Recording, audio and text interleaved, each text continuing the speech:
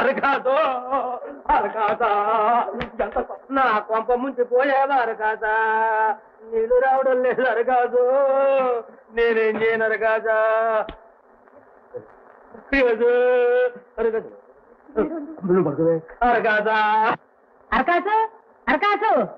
ఇక్కడ ఎక్కడ షూటింగ్ తీస్తే వచ్చుకని చెప్పి కూర్చుని మా తాతయ్య గారి దగ్గర మన మాట్లాడి మా తాతయ్య గారు మావయ్య అవుతారండి. మావయ్య ఏంటి ఏం చేస్తున్నారంట కొంత భూమి పలపరుచుకున్నారండి, ఇక్కడ మళ్ళీ అమ్మేసుకున్నారు. ఆయన చనిపోయాక భార్య అమ్మేసింది. అందరికీ నమస్కారం, హరివిహారీ ఛానల్కి స్వాగతం. ఈ రోజు మన వీడియోలో కమెడియన్ రేలంగి వెంకటరామయ్య గారి గురించి నేను వీడియోలో చాలా క్లియర్ కట్గా చెప్పాలనుకున్నానండి. రేలంగి వెంకటరామయ్య గారు పుట్టింది పెరిగిందంతా కూడా రావులపాడు అనే గ్రామం అండి. ఈ రావులపాడు అనే గ్రామం అంబేద్కర్ కోనసీమ జిల్లా రావులపాలెం మండలం రావులపాడు గ్రామంలో ఉందండి.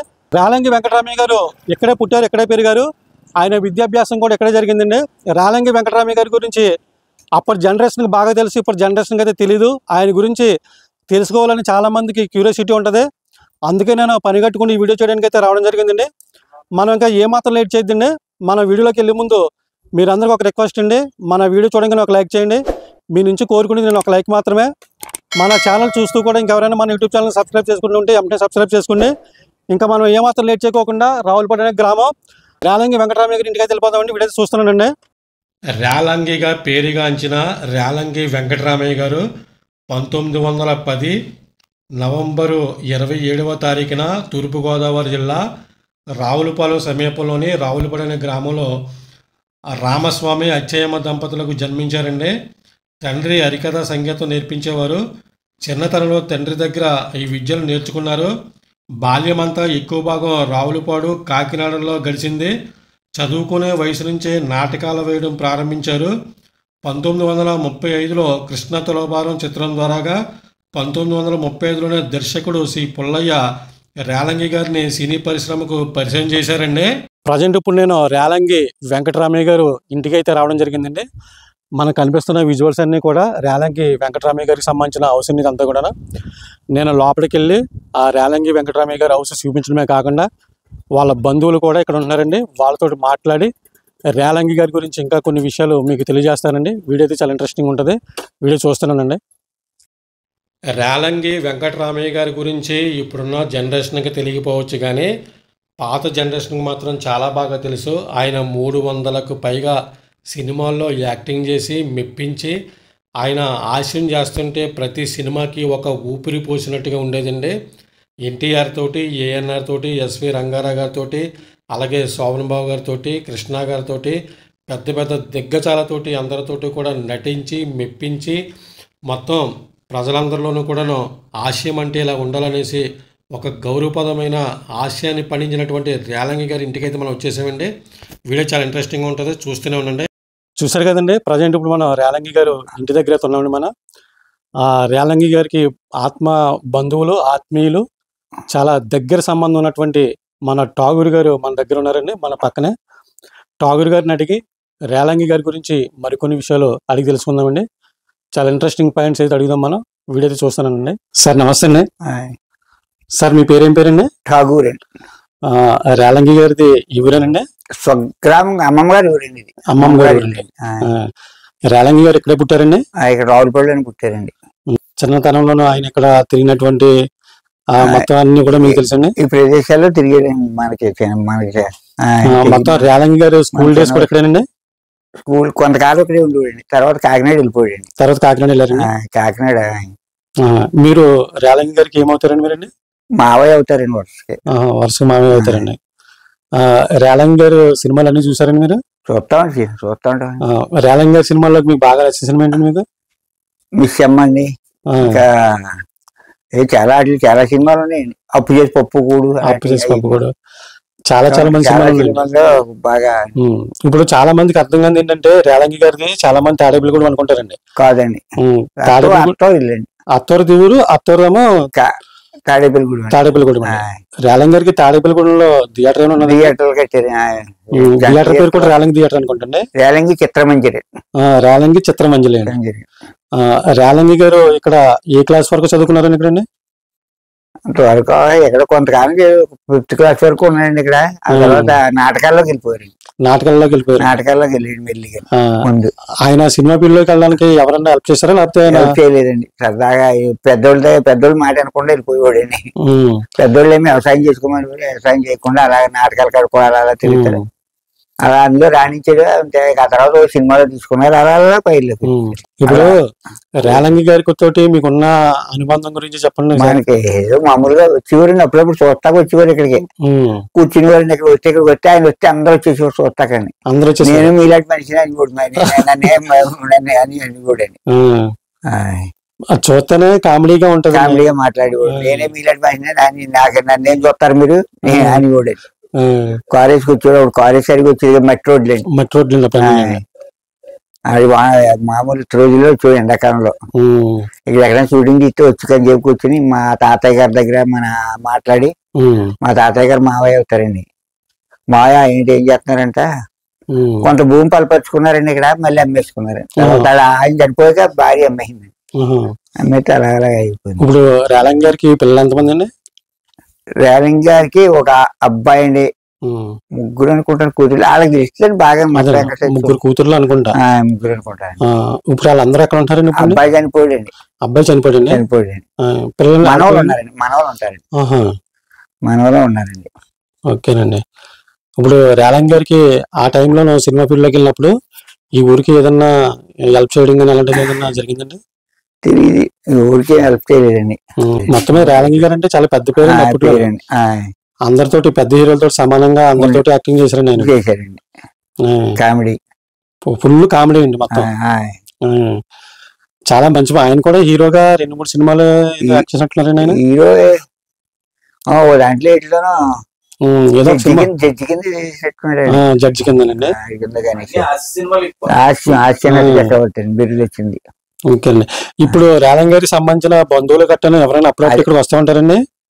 వస్తుంటారండి. వస్తూ ఉండి వెళ్తా ఉంటారు. వాళ్ళ స్వయంగా బంధువులు అండి. రేలంగి వెంకటరావు గారి చెల్లెలు కూతురండి.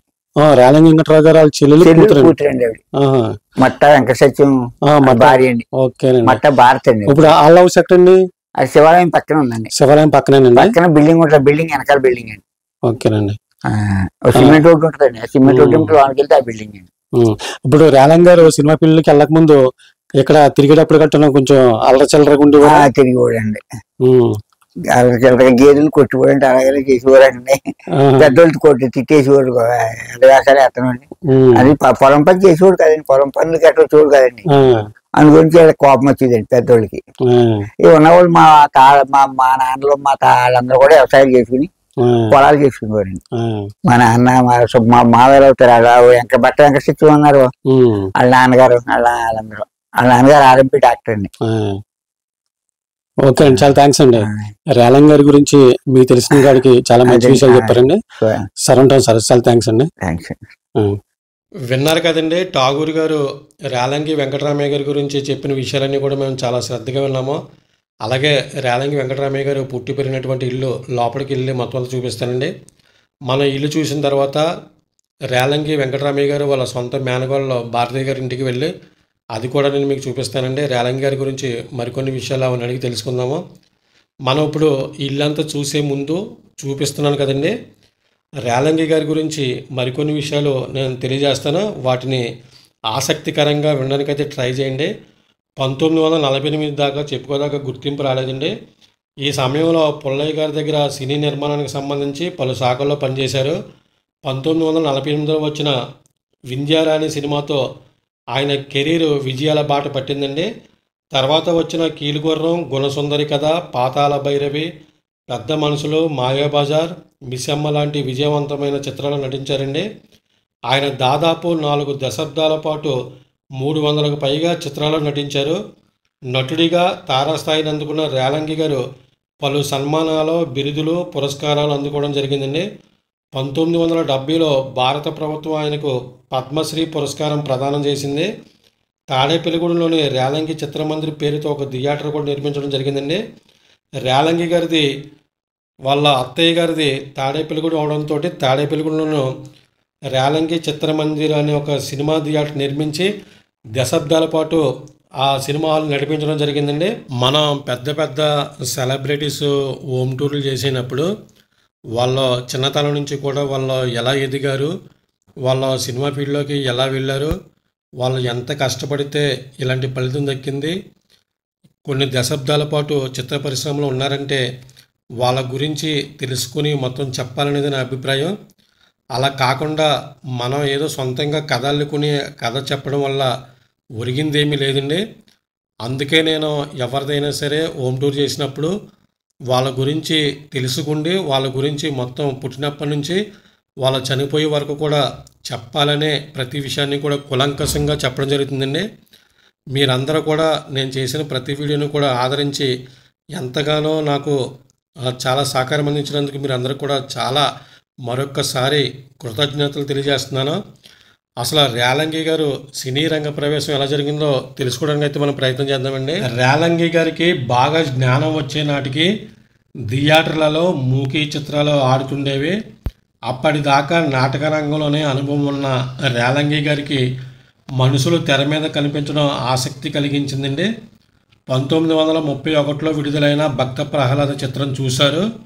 తాను కూడా చలనచిత్రాలలో నటించాలని నిర్ణయించుకుని సినిమాలు ఎక్కడ నిర్మిస్తారో వారి చిరునామా తెలుసుకుని తనకు తెలిసి తెలియని ఆంగ్ల భాషలో ఉత్తరాలు రాయడం మొదలుపెట్టేవారండి. కానీ వాటికి ఏమీ ప్రత్యుత్తరాలు వచ్చేవి కావు. అప్పటికే టాకీ సినిమాల సగం మొదలైంది. రేలంగి గారికి సినిమాల్లో ఎలాగైనా కనిపించాలనే కోరిక దృఢమైంది. పారుపల్లి సుబ్బారావు ట్రూపులో రేలంగి గారికి పరదేశి అనే తబలా కళాకారుడితో పరిచయం ఏర్పడింది. అప్పటిదాకా ఒక లక్ష్యమంటూ లేకుండా లోకజ్ఞానం లేకుండా ఉన్న రేలంగి గారికి పరదేశీ రూపంలో ఒక మార్గనిర్దేశకుడు కనిపించడంతో తల్లిదండ్రులను వదిలి వచ్చేసి తాను తప్పు చేశానని తెలుసుకుని తిరిగి ఇంటికి వెళ్ళి తల్లిదండ్రులను క్షమాపణ వేడుకొని ఇక మీదట బుద్ధిగా వాళ్ళు చెప్పినట్టే నడుచుకుంటానని చెప్పడంతో వాళ్ళు పెళ్లి చేస్తే అతని జీవితం గాడిన పడుతుందని తాడేపల్లిగూడెం పక్కనే ఉన్న పెంటపాడుకు చెందిన బుచ్చి అమ్మనిచ్చి వివాహం జరిపించారు. ఆయన బావబామర్దులు వ్యాపారంలో బాగా సంపాదించారు. అప్పటికి రేలంగి గారి జీవితంలో స్థిరపడకపోయినా ఒక కళాకారుడిగా అతన్ని గౌరవించారు. బావమరుదుల్లో భార్య తరపున ఎంత సంపాదన ఉన్నా స్వంత కాళ్ళ మీద నిలబడి ఆమెను బాగా చూసుకోవాలనుకున్నారు. మళ్ళీ నాటకాలు వేయడం మొదలుపెట్టారు. వచ్చిన కొద్దో గొప్ప డబ్బును భార్య చేతిలో పెట్టేవారు. ఆమె కూడా నటీనటుల జీవితాలు ఎలా ఉంటాయో ఎరుగుండడం వలన ఆ చేత సరిదిద్దుకుని పోగలిగారంటే అంతకన్నా మంచి మాటలు ఏముంటాయండి. చూస్తున్నారు కదండి, మనకు కనిపిస్తున్న ప్రతి విజువల్స్ కూడా రావులపడిన గ్రామం. రేలంగి వెంకటరామయ్య గారు పుట్టినటువంటి గ్రామాలని మీరందరూ కూడా ఇంత క్లారిటీగా చూపిస్తున్నందుకు నాకైతే చాలా గర్వంగా ఉందండి. ఇంకా మనమైతే రేలంగి వెంకటరామయ్య గారు వాళ్ళ సొంత మేనగోళ్ళలో భారతి గారి ఇంటికి దగ్గరలో ఉన్నామండి. మరికొన్ని విషయాలు ఆవిని అడిగి తెలుసుకోవడానికి అయితే ప్రయత్నం చేద్దామని వీడియో చూస్తూనే ఉండండి. మేడం గారు నమస్తే అండి. నమస్తే. మీ పేరేం పేరండి? నా పేరు భారతి అండి. రేలంగి గారు మీకు ఏమవుతారండి? మేనమామ అవుతారండి. రేలంగి గారు సినిమా ఫీల్డ్లోకి వెళ్ళక ముందు ఇదే ఊర్లో ఆయన ఎలా ఉండేవారండి? ఆయన ఈ ఊర్లో తెలీదు. కాకినాడలో మేము చిన్నప్పుడైతే మా అమ్మగారు చెప్పడమే తెలుసండి.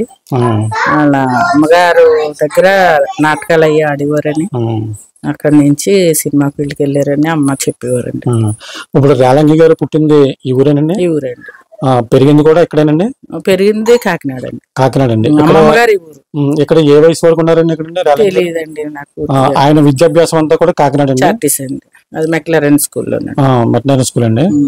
ఆ స్కూల్లో విద్యాభ్యాసం అంతా కూడా అక్కడే జరిగిందండి? ఆయనే చెప్పేవారు మా అమ్మగారు మాకు పూర్తిగా. ఇప్పుడు ఆయన సినిమా ఫీల్డ్ లోకి ఎవరైనా అవకాశం ఇచ్చారా లేకపోతే ఆయన అంతటా ఆయనగానే వెళ్ళారండి? ఆయనే వెళ్ళినట్టున్నారండి. మాకు పూర్తిగా తెలియదండి. మా అమ్మగారు ఉంటే చెప్తారండి. ఓకేనండి. ఇప్పుడు రేలంగి గారి గురించి చాలా మందికి తెలుసుకోవాలని చాలా క్యూరియాసిటీ ఉంటదండి. ఆయన అసలు ఎలా ఉండేవారు ఏంటి అని చెప్పేసి. ఎందుకంటే పాత సినిమాలోనైనా పెద్ద హీరోలతోటి సమానంగా పోటీపడి యాక్టింగ్ చేసిన రేలంగి గారు అండి. ఆయన గురించి మేము వీడియో చేసినప్పుడు ఆయన గురించి అని తెలుసుకోవాలని చాలా మందికి ఉంటదండి. రేలంగి గారి గురించి ఎవరికైతే తెలియని విషయాలు ఉంటాయి కొన్ని, అవి ఏమైనా మీకు తెలిసి ఉంటాయి కొన్ని? లేదండి, అమ్మకి అన్నయ్యలకి అది బాగా తెలుసు. మా అమ్మగారికి బాగా, మేము చిన్నపిల్లలు అండి. అంటే మీ అమ్మగారు మీకు చెప్తా ఉంటారు కదండి అప్పుడప్పుడు? అంత ఏజ్ మాకు అప్పుడు లేదు. మేము బాగా లాస్ట్ అండి. నేను ఫ్యామిలీలో లాస్ట్. మీరే లాస్ట్ అండి? మా అన్నయ్యలు అందరూ అక్కడే ఉండేవారండి. అన్నయ్యలు అక్కలు. ఓకే. రేలంగి గారికి సంబంధించిన ఫొటోస్ ఏమైనా ఉన్నాయండి మీ దగ్గర? ఏమని చూడాలి. ఇప్పుడు మా ఫ్యామిలీలో మ్యారేజ్ అయింది, దాని గురించి కొంచెం స్ట్రైన్ అయ్యి ఏమన్నా ఒక్క ఫోటో చూపించినా చాలండి మాకు. చూస్తాను. చాలా థ్యాంక్స్ అండి మాకు ఇంత ఇన్ఫర్మేషన్ ఇచ్చినందుకు. ఉంటాం మేడం గారు.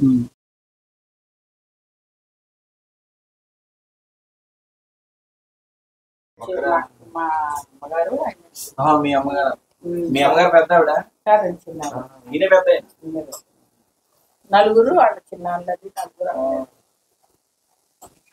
కాకినాడలో ఉన్నారండి. మా అన్నయ్య రాలింగ్ గారికి ఎంతమంది పిల్లలు?